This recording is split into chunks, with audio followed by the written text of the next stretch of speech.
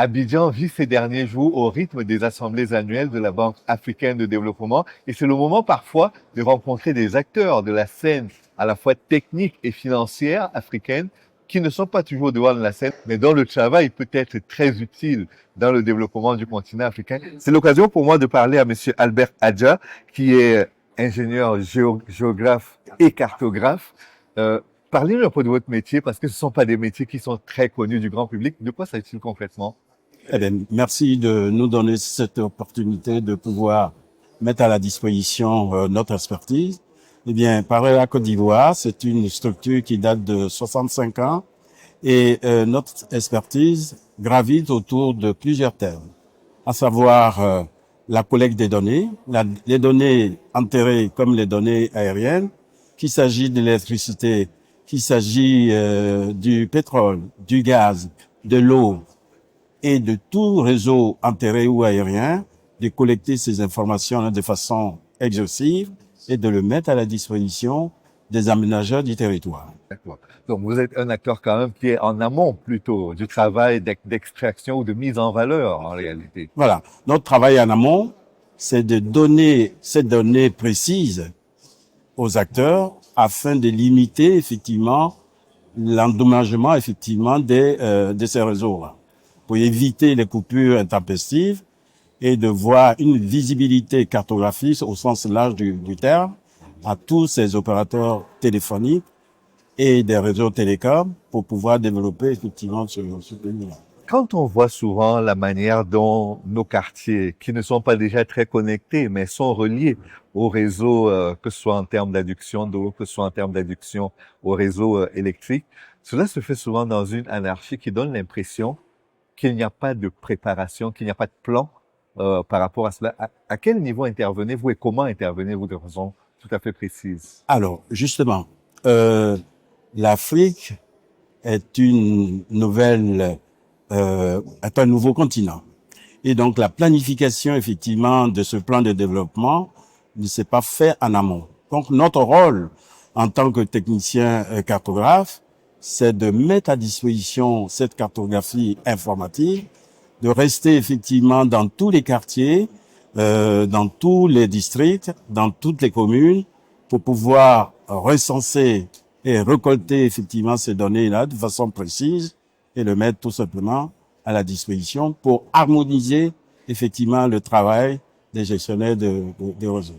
Comme je le disais au début, ce sont des professions qui ne sont pas très connues du grand public. D'où vous est venue votre passion, votre choix de vous investir dans cette activité? Eh bien, j'étais destiné à l'aviation, mais l'œil m'a fait défaut, donc je suis rentré à Toulouse à la faculté des sciences pour faire effectivement tout ce qui est trait à la cartographie. Et donc, comme j'aime la précision, cette précision m'a amené à connaître effectivement cette évolution pour le développement de l'aménagement du territoire à travers les sciences spatiales comme les sciences traditionnelles pour travailler tout simplement dans des conditions optimales. Mais généralement, des profils comme les vôtres, on les retrouve plutôt à Airbus, on les retrouve dans de nombreuses compagnies en Occident, mais on ne vous attend pas à être sur le terrain au niveau de l'Afrique. Eh bien, ce qui est intéressant, c'est que nous autres Africains, il est bien que nous connaissions certaines préoccupations de l'occidental. Et après, il suffit pas de rester là-bas pour faire du sur-pied. Il faut revenir au pays et mettre à disposition notre connaissance au pays pour pouvoir aider encore une fois dans le cadre du développement de nos pays d'Afrique. Mais généralement, c'est pas une préoccupation des autorités publiques sur le continent de faire ce que vous souhaitez réaliser. Bien, l'Afrique doit prendre sa part au niveau du monde. Et donc, par voie de conséquent, les autorités ont le devoir de nous écouter pour conjuguer avec nous cet ensemble d'idées pour le mettre à la disposition de notre planification au niveau du développement. Il est vrai que c'est pas facile de joindre, d'obtenir même un rendez-vous dans le cadre de notre travail, mais la patience, la persévérance et l'abnégation, cette notion de patience nous amène petit à petit à leur proposer effectivement ce métier-là pour effectivement aller de l'avant. Est-ce que on a beaucoup parlé des industries extractives en Afrique. On en a parlé sous l'angle de la dette. On en parle très peu sous l'aspect technique de la capacité pour les Africains eux-mêmes d'assurer toute la chaîne de valeur en termes de production et donc d'être capable, au même titre que les grandes entreprises ou que les grands blocs internationaux, d'extraire leurs minerais et d'en vivre de façon digne. Est-ce que vous avez l'impression aujourd'hui qu'avec l'évolution du temps, l'évolution peut-être des mentalités également. La Banque africaine de développement recherche des experts comme vous pour accompagner les pays africains dans la mise en valeur à la fois de leur sol et de leur sous-sol. Absolument. Bien, disons que cette banque a été créée, n'est-ce pas, dans une certaine mesure, pour accompagner les pays porteurs de projets. Et ces projets-là, tels que je le notais dans mon préalable, ça peut être un projet électrique, ça peut être un projet d'adduction d'eau, un projet de mise en place d'un pipeline qui va conduire l'hydrocarbure d'Abidjan vers le nord. Et donc, tous ces projets structurants ont un coût. Donc, ce que nous demandons à la Banque mondiale, c'est ou à la Banque africaine de développement, ou à la Banque africaine de développement, c'est de nous aider à financer tous ces projets-là. Parce que les projets d'études déjà, dans projets un premier temps. d'abord d'études, et puis après les projets de faisabilité et les projets de mise en œuvre. Voilà. Et est-ce elle vous tend une oreille attentive ou vous avez l'impression qu'elle n'est pas très intéressée pour le Eh moment? bien, je pense que petit à petit, on arrive à les convaincre, puisque effectivement, maintenant, il y a des appels d'offres au niveau africain où tous les Africains dignes de ce nom peuvent concourir, et on va même au-delà à lancer l'appel d'offres international pour faire en sorte que toutes les expertises croisées nous donnent un résultat probant dans le cadre effectivement du développement de notre continent. On a souvent l'habitude de dire, et je ne sais pas jusqu'à quel point cela est vrai, que toutes les cartes dont nous disposons aujourd'hui relèvent de la période coloniale. C'est-à-dire que le colon, en partant, nous a laissé un héritage que nous n'avons pas toujours suffisamment actualisé. Est-ce qu'on arrive aujourd'hui à actualiser les données cartographiques du continent africain au niveau des différents États, à passer des marchés pour que cela soit fait en tout cas? L'Afrique est vaste. Oui. Les colons, c'est vrai qu'ils ont fait notre temps. Dans le cadre de la Côte d'Ivoire, que je connais plus ou moins, elle a 64 ans. Donc, ces nombres d'années nous amènent effectivement à nous prendre en charge. Aujourd'hui, le colon a fait sa part. Reste à nous maintenant d'écrire notre propre histoire. Voilà. Et l'écriture de cette histoire passe par des réflexions, passe par la mise en place de partenariats entre les Africains eux-mêmes pour asseoir une identité africaine, tout simplement. Et vous arrivez au niveau du corps de métier à rassembler vos pairs, qui sont par exemple ici en Côte d'Ivoire, d'autres en Égypte peut-être, d'autres au Cap-Vert. Arrivez-vous à faire une espèce d'union? Oui, oui, parce que, comme je le disais, l'Afrique a 54 pays. Et donc, nous prenons les compétences des uns et des autres pour créer un brin commun, pour créer un partenariat gagnant-gagnant. Aujourd'hui, nous pouvons travailler avec un bureau d'études marocain, de même qu'un bureau d'études sénégalais, la Guinée et le Mali, le Ghana qui est juste notre voisin, le Togo, le Bénin. Bref, tout cet ensemble d'acteurs-là doivent conjuguer un même effort pour qu'on puisse aller tout simplement de l'avant. Aujourd'hui, vous travaillez pour un cabinet, pour une entreprise qui est française.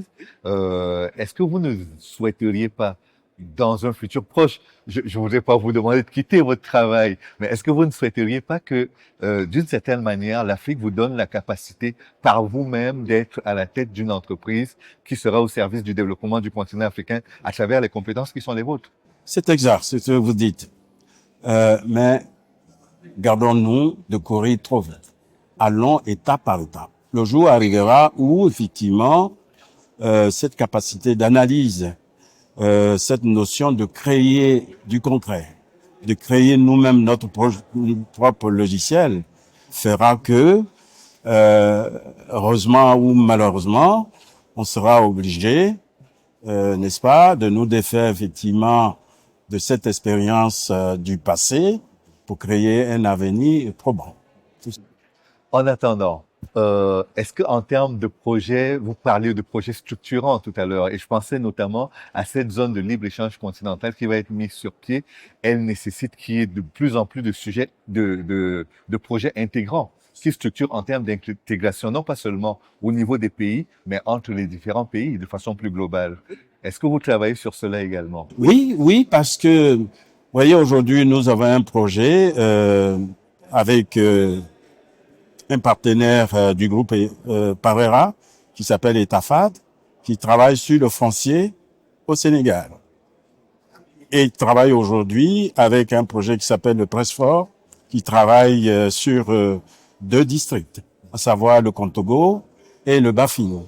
Donc, vous voyez que petit à petit, on y arrive. Le chemin est certes long, mais je pense que la patience est un chemin d'or. Nous arriverons par tous les moyens. Et il arrive souvent aussi que entre nos pays, il y ait ces conflits frontaliers qui font que la délimitation n'est pas toujours très claire. Pouvez-vous aider les pays à travers la science que vous portez à régler ce type de litige-là sans passer par une guerre ou sans passer par des périodes de grand froid entre les nations et leurs dirigeants? Eh bien, ce que vous dites est vraiment un aperçu réel de la chose. Les frontières administratives sont des sujets de conflit. Nous avons vu récemment entre la Côte d'Ivoire et le Ghana, pour une question de délimitation de frontières, a vu l'octroi d'un marché pétrolier au Ghana, tout simplement parce que les frontières n'étaient pas tracées. Donc, il nous convient, il nous revient, nous cartographes, de mettre notre réflexion à la disposition des États membres de l'UEMOA ou même de l'Afrique centrale ou de l'Afrique de l'Est pour réfléchir sur cette nécessité de bien dessiner effectivement les contours administratifs de sorte que chacun puisse en effet rester dans la commune avec le potentiel du sous-sol ou de l'espace qui lui convient tout simplement afin d'éviter effectivement les conflits entre les pays et les conflits entre les communes, etc., etc. Quand vous me parlez, et au regard de ce qu'a été votre vie, je ne la connais pas entièrement, mais je pense à une ville comme Schengen en Europe, qui est au confluent de plusieurs pays et sur laquelle il n'y a pas de situation de conflit à proprement parler. Est-ce qu'on a des zones, des villes sur le continent africain qui peuvent ressembler à la ville de Schengen et sur laquelle on peut faire ce travail d'intégration à travers la science et la technique comme vous le faites? On y arrivera. Prenez par exemple l'Union africaine, la CEDEAO. Aujourd'hui, lorsque vous partez de la Côte d'Ivoire vers le Ghana, il y a une sorte de libre circulation avec les personnes. Mais lorsque vous arrivez à la frontière de Noé, vous êtes obligé de montrer votre pièce d'identité ou de passeport et payer une modique somme de 2000 francs. Je pense que dans le futur, ces genres de situations n'auront pas lieu, tout simplement parce que l'union sera davantage renforcée et que ces genres d'anomalies se fera de façon normale comme dans les pays de Schengen. Mais je pense aussi qu'il faut, au nom même de la sécurité, faire des contrôles. Oui, surtout dans la situation de terrorisme. Eh bien, la situation de terrorisme fait qu'il faut quand même contrôler les entrants et les arrivants. Tout simplement. Et maintenant, parlant du développement à l'intérieur même des pays, des fois, pour construire une route, une nouvelle route, on est obligé de tout casser. Quand on veut, par exemple, faire passer la fibre optique, on est obligé de tout casser, reprendre tout à zéro. Est-ce que vous avez des solutions pour les pays qui permettent d'éviter cela, d'éviter d'interrompre l'alimentation en électricité, en eau, ou même de casser des routes qui déjà avaient pris beaucoup de temps à être bâties et qui finalement sont détruites parce qu'on veut faire passer des tuyaux? Justement, notre rôle, c'est ça. Travailler au niveau de la planification. En Côte d'Ivoire, par exemple, il y a un programme national de développement qui certainement n'a pas pris en compte ce volet-là, la collecte des données. La collecte des données enterrées et les données aériennes. Pour cartographier à juste titre ces réseaux-là de façon précise et le mettre à la disposition de l'État pour qu'il puisse planifier effectivement ses travaux. Donc nous travaillons en amont pour collecter toutes ces données précises et le mettre à la disposition pour que les aménageurs routiers, les aménageurs fonciers, les urbanismes, les architectes puissent effectivement prendre en charge cette information-là pour pouvoir planifier effectivement les travaux à venir. Mais on ne s'arrête pas seulement que là. Ici en Côte d'Ivoire ou même en Afrique, nous avons des bâtiments remarquables tels que les anciennes maisons des colons. Nous devons donc faire de la modélisation de ces bâtiments, rentrer dedans puisque ces bâtiments-là sont vétustes. Donc notre rôle de cartographe, c'est de rentrer dans ces maisons, les scaler, les modéliser en 2D ou en 3D pour restituer effectivement la forme réelle de ces anciennes maisons. Donc notre rôle ne s'arrête pas seulement que sur la détection de réseaux, mais nous travaillons aussi dans des projets qui s'appellent les BIM, les modélisations des réseaux, etc., etc., les relevés d'architectes, les relevés topographiques et tout un tas d'expertises qui restent à notre disposition. S'il fallait établir un espèce de top 5 des projets que vous avez été heureux de conduire et qui peuvent servir de modèle, lesquels utiliseriez-vous pour illustrer votre travail sur le terrain? Alors ici, des gestionnaires des réseaux comme le groupe Petrosi, c'est un pétrolier qui nous a accordé sa confiance en cartographiant son pipeline de presque 300 et quelques kilomètres. Nous avons fait aussi l'audit de la CIE, la compagnie ivoirienne d'électricité. Nous avons travaillé justement au Bénin, où l'État du Bénin nous a demandé de modéliser la cité administrative du Bénin dans le cadre effectivement de la maintenance. Nous avons même modélisé le palais de la présidence de Côte d'Ivoire. Bref, nous sommes en train de gagner petit à petit la confiance des autorités africaines et justement ivoiriennes. Je pense que nous avons encore du chemin à faire pour les accompagner. En venant à ces assemblées annuelles de la Banque africaine de développement, quelles étaient vos attentes, quels sont vos espoirs par rapport à ce qui s'y passe? Eh bien, disons que cette attente, c'est de croiser effectivement les partenaires institutionnels, en les accompagnant dans des projets effectivement structurants au niveau de toute l'Afrique et justement au niveau de l'Afrique de l'Ouest comme au niveau de l'Afrique centrale et de l'Afrique de l'Ouest. Alors c'est vrai que moi j'ai un secteur géographique qui prend effectivement toute l'Afrique de l'Est, mais pratiquement le golfe de Guinée même. Le golfe de Guinée. Mais nous ne nous arrêtons pas seulement que en Afrique. Nous espérons exporter aussi cette expertise au niveau du Moyen-Orient et du Proche-Orient, où il y a encore aussi beaucoup à faire.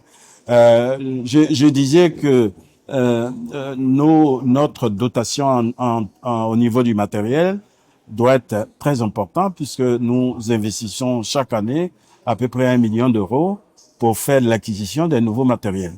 Parce que nous travaillons avec une précision absolue. Alors, je donne un exemple pour étayer effectivement cette conversation. Si vous n'avez pas un matériel adéquat, qu'il y a effectivement des écarts, si vous travaillez sur la frontière du Ghana et de la Côte d'Ivoire, si vous ne faites pas attention, vous allez tomber dans un pays voisin et cela pose effectivement beaucoup de problèmes. D'où la cartographie effectivement de tous ces éléments-là. Qu'est-ce que je peux vous souhaiter à la fin de cette émission? Eh bien, bonne chance pour le reste et beaucoup d'échanges. Bonne chance, monsieur Albert Adja. Merci beaucoup à vous. J'espère que vous rentrerez avec une belle moisson. Bien sûr, bien sûr. En tout cas, merci beaucoup. Merci à vous. Merci à vous. Et merci à vous d'avoir regardé l'émission. Restez en compagnie des programmes de New World.